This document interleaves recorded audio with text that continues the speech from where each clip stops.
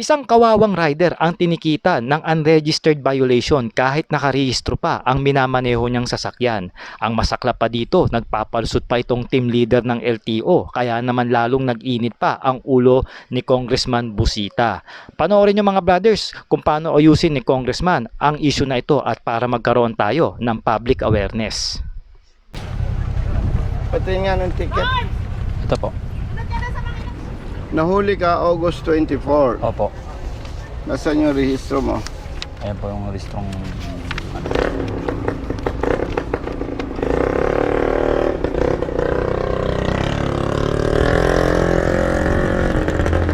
ito yung register po ng August. Yung naunang rehistro. Ito po yung ano po, yung lumang registro po. Ito po yung luma. Ito yung nag-renew. Opo. Ito yung nakita ng enforcer, ano? Opo. Tama. Nag-renew kayo? Opo, nag-renew na po ako ng ano tapos pinasirok na din po. Kailan kayo nag-renew? Nung Itong- matapos na mahuli. No, nahuli na po.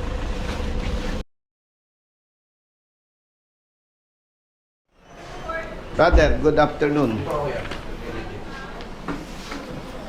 May enforcer ka, brother, chief? Ay, aming team leader. Team leader. Yes po. Ano ang naging Patawag nga, pwede. ito sir. Brother, yung team leader. Malinaw pa ang mata mo. Marino. Next renewal date. August. August ano? Ah. First renewal ba ito? Hindi, wag na yun. Second renewal. Ano ito? Renewal na. Hindi, tingnan mo yung renewal date. Nakita mo? Yes sir. Ano nakalagay? June 1 to August 7, Oh, 2025. kailan sa expired? End of August. Yun. Ano sa Oh, ticket? tinikitan siya, August 24. Unregistered vehicle. Pambihira naman. Team leader ka? Brother? Ano pa result mo? Ano ba pa result sa'yo mga hindi? Paper. Yan ba pa result sir? Ay, hindi pa. Oh, Kasi hindi yan. recorded tayo Ano po? ha? Ano po sa Public driver ko po? service. Public Driver niyo po. awareness. Opo. Tapos, ang ano niyo sir, asa po yung driver? Bali ano sir, nagtrabaho gawa na hindi po nakakabiyahe. Ano po? Hindi na po Hindi ka bumabiyahe. lang matutunta. Jeep po ba to? Opo. Opo. Sir, in-explain ko naman po to sa driver. Ano po? Brother, recorded tayo, ayusin mo ha. Opo.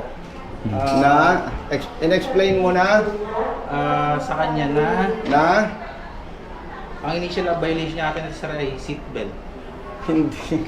Pambihira ka naman brother, dati akong polis, wag mong palulusutan. Pasensya ka na hepe ha, pinapainit ang ulo ko eh. Ang chinek mo, driving unregistered vehicle. Opo. Oh, next renewal date, June 1, 2025 to August 7, 2025. Huwag kang nagpapalusot kasi hindi obra yung palusot mo kapatid. Hindi Ito na. may resibo eh. Opo. Baka nagkamali lang po talaga. Ay naku naman hepe. Opo. Pasilip mo nga, tayusin mo. Anong baka nagkamali? Yan mo lang. Huwag mo sasabihin seatbelt na. Hindi, sir. Papalusot ka naman brother eh. Mali lang po ata sa kanya. Ay, Manong Juan eh, nandyan nga. Alika nga, baka hindi mo na, baka nalalabuan ka. Hindi sir, baka iba lang po yung na-checkan ko yan sir. Wala, hindi Opo, pwedeng kasi hindi ko lulusot. Sa puti. Opo. Kunin mo yung puti Sige. para mas malinaw. Sige.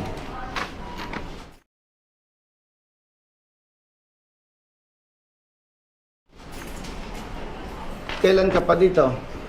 January sir. This year? Saan ka dati? Kainta. Tsaka guma. Naggumaka ka? Nasa pamilya mo? Hindi pa. Batangas. Tagal pa. Hindi pa, daw ka na uwi. Weekly. Mamamayat ka nga. Lumo-lumo. Brother Jerry, kasama ko sa Calabarzon na sa LTO. Mukhang hindi mo sineminar ang tao mo ah. Ay, nako. Nakarecord pa ba tayo, sir? Naka-record. Kasi ang nakita ko, Hepe, yung mga tao natin na hindi marunong, hindi matututo. Eh, pagod na kami. Biruin mo, abot kami hanggang Leyte, Cebu. Oo nga, napapanood ko yung Di ba? Ay, kung magiging mabait ako sa iyo, wala na lang, hindi matututo. Ang gusto natin, Hepe, pag nag-retire tayo, masarap na ang buhay ng motorista. Huli lang, pag may violation. Pag walang violation, ngiti-ngiti lang. Oo, kasi kung di tayo mabagsik sa tama. Batanggen nyo ka, no? Oo, pareho naman tayo, magkakaintindihan tayo. Kung batanggen nyo, tama, matapang. Pagka mali, sorry. Diba? Lingguhan uwi mo. Linggo, sir. Sanay na. Baka magkasala ka dito. Natawa ka, parang... Sir, baka naka-record tayo. Eh, kawawa naman itong mga ito, Hepe. Paano kung naniwala sila? O yan, driving unregistered. Ganito, Hepe. Siya ang may-ari ng jeep. Tumawag sa amin. Eh, ang sabi, hinuli, driving unregistered. Okay. Eh, kausap ko siya. Eto nga, yung renewal date. Pagdating ko dyan, considering na siya naman ang may-ari, okay yon. At ang titingnan natin yung resibo. Kapatid, hindi pwede mong sabihin na winarningan mo dahil hindi naka-seatbelt. Ang chinik mo, ang driving unregistered vehicle. At yung problema sa'yo, kapareho ng problema sa iba, nakalagay, next registration renewal, June 1, 2025 to August 7, 2025. Kapareho ka ng ibang enforcers ng LTO nung nakitang ang renewal date, August 7, eh lampas na, expired. Kaya nga pagdating ko, tinanong ko kay Hepe, eh mabuti at si Hepe hindi nga antok. Oh, kasi Yung nakalagay kasi dyan hanggang 7, ano sir yan eh, sa surcharge, kaya hanggang 7 lang yan. Kasi second to the last digit niya, para hindi ka magkaroon ng surcharge, dapat before August 7. yes, at ang purpose nito, kung wala nito, na ganitong sistema, eh baka ang mga car owners magsiksikan sa LTO. Kaya kahit papaano, Portion, naka, gino-grouping na, di ba? Ilang taon ka ng team leader? Isang taon po. Paano to naging team leader? Baka bata mo ito. Ayusin nyo. Hepe, with all due respect, sige sir, ayusin na lang natin. ayusin natin. Kapatid, eto, walang personalan. Sa pangalawa mong offense, papatanggal kita. Opo. Kasi kawawa naman yun. Tiyan mo, abala. Magkano ka penalty pag foreign passenger? Sa ano po? Passenger, seatbelt. Sa foreign. Hepe, hindi lulusot bata mo. Hindi tinatanong. Kasi ang chinek niya, unregistered. Ito kapatid, Hepe, pare-pareho naman tayong Pilipino.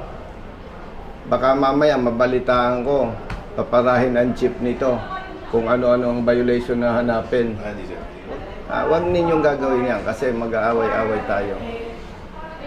Binawarningan ko ita kasi ayaw kong lumaki ang problema natin. Yes, sir. Ha? Hindi ko sinasabing lahat, Hepe. Pag may ganitong sitwasyon, Pinoy personal ang driver, wag ninyong gagawin kasi mag-aaway tayo. Yung tamang trabaho lang. Ang problema niyan, Hepe, kung ang katulad nila, walang pagdududa sa enforcer at binayaran na lang. Ang ating tao sa cashier, tanggap lang ng tanggap ng bayad Hindi naman nila naintindihan. Oo, yun. Mabuti Pero magkano umamin. lang yung nandun sa yung nakalagay sa computer, yun lang kung makakolekta yun. Yun ang gusto ko kay Hepe, hindi defensive. Yung ibang Hepe, pag daw nagbayad, makikita, hindi expired, hindi raw pagmumultahin. Naku, grabe naman yun. Merong cashier sir na gano'n. Marunong. Kasi hindi lahat ng cashier is naging evaluator. Alam niyo naman tayo, walang tayo sa... Huwag mong banggitin yung evaluator, nainit ulo ko. Sa Cebu, evaluator. Sablay din eh. Ang gusto ko kasi kabayan, Hepe, kaya nag-aabala kami para unti-unti maitama. Kawawa ang mga ganito eh. Ano confiscated ba? Wala po. Wala Hindi po. confiscated. Wala. Lisensya. Wala sa... Hindi po ako inampisa, sir. Inalarm lang. Teka, bakit ganun? May mali doon. Nakakali po kasi bumagahe-gahe po siya. Hindi ko nakilumpis kayo yung lisensya niya. Ang ganda pakinggan eh, naawa ka sa driver, pero mali ang trabaho mo.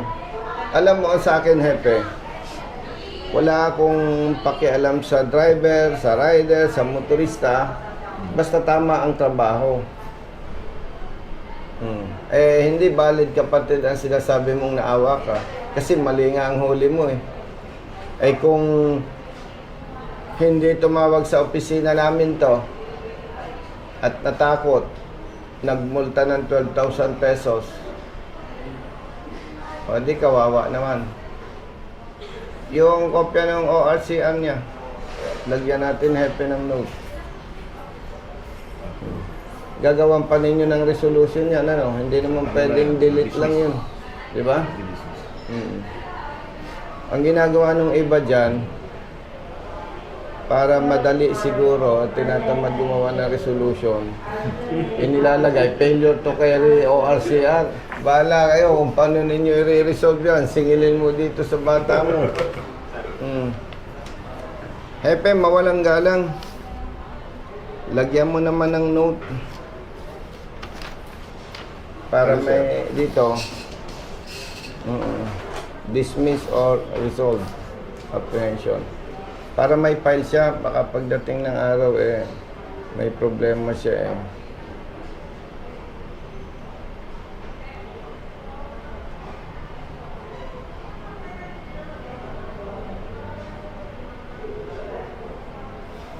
Kapatid, ayusin yung trabaho. Ako. Pasensya na. Kawawa ang nabibiktima eh. Yung sinasabi mo sa seatbelt, hindi lulusot yun. May ticket eh. Check and register.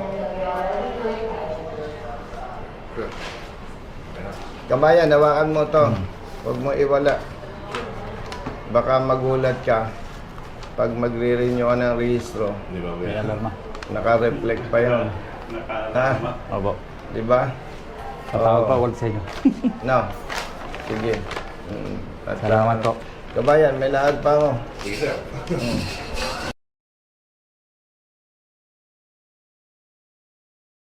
Sige. Sa gitna nga para may ebidensya na talagang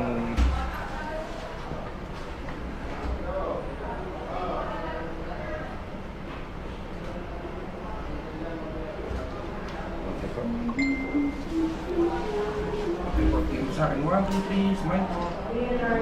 Sa akin po. 1, 2, 3, smile po. Okay po. salamat at kami may lakad pa. Thank you, Hepe. Sige sir, sige sir. Thank you po. Ingat.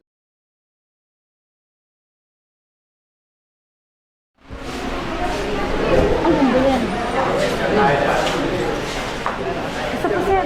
Sir, isa pa, isa pa. Okay, huwag niyo naman nabagan ko talaga kay sir. Ay, thank you.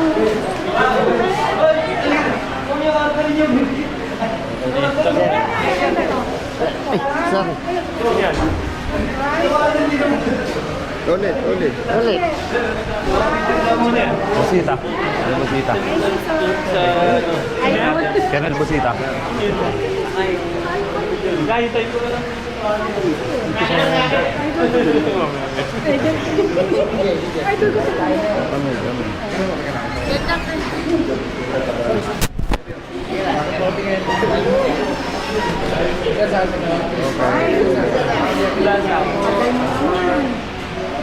Ulit.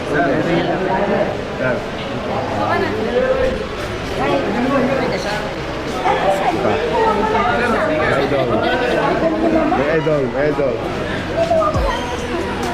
Sinong kasama mo? Isa pa.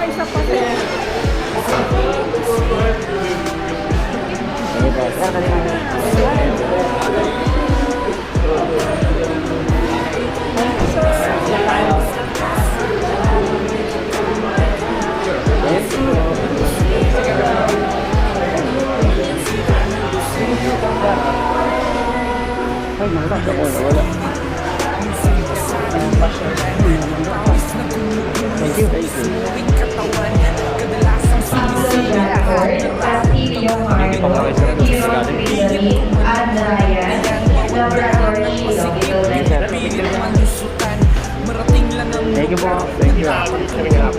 Maihatid ng pagkain, serbisyong nakalaan para sa mga taong kailangan kong pagsilbihan. Napili kong hanap buhay, makipagsapalaran. Thank you, ha? Sa daan, puyat man ay tatatagan. Para sa pamilya ko na laging nakaabang. Handa akong gawin lahat, mabuhay lang ng marangal. Kahit paminsan dalang tila ba natatapakan ng karapatan sa tuwing minsan ay nararanasan. Di patas na pagtingin ng ilang nanunungkulan. Mga taong abusado sa kimsa kapangyarihan. Kami. Dalawa, ha?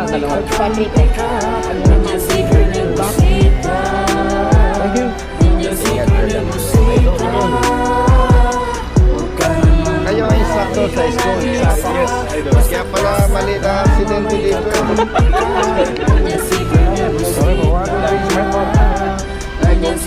Kaya pala maliit ang aksidente dito. Sila ang mga instructor. Ilan na aapi, mga tama na katwiran ay naiisang tabi. Mga dapat ay napapalitan ng mga mali. Dulot ay kalituhan, kaya't laging nauuwi sa pagpatong ng muka na may akamang halaga. Kakarampot lang ang kita, akakawin pa nila. Perang dapat sa pagkain ng pamilya at iba pa sa gastusin sa tahanan. Isa'y walang-wala pa ngayon. Alam ko na kung sinong dapat takbuhan, sinong dapat kong tawagan na pwede kong sundalan. Isang taong na kayang ipagtanggol ng sino man. Basta Okay, nasa ganito tayo, tamang brothers. handa ka niya na kampihan. Yes, ma'am. Ipaglalaban ng Kahit kanan o karapatan kaliwa. bilang isang malayang mamamayan sa bansang tinutuntungan. Ito'y magtitiwagan sa kinauukulan. Pakinggan mga Brother, hinaing, thank wag you, ha? mong bingi-bingihan. Mga body ka nag-iisa, basta't nasa tama may kakampi ka. Nandiyan si Colonel Busita, nandiyan si Colonel Busita. Huwag ka mga body ka nag-iisa, basta't nasa tama may kakampi ka. Nandiyan si Colonel Busita, nandiyan si Colonel Busita.